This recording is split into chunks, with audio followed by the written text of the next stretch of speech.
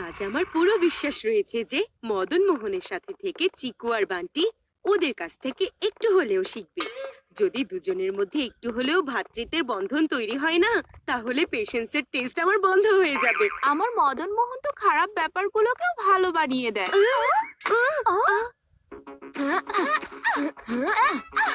হ্যাঁ, এসব কি হচ্ছে?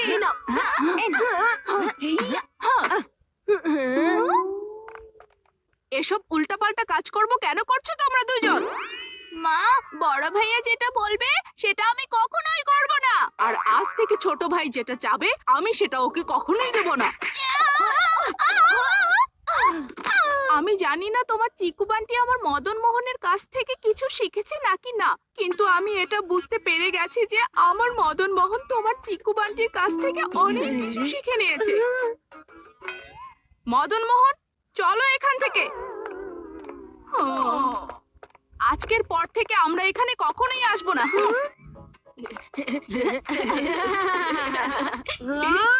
চিকু, বান্টি।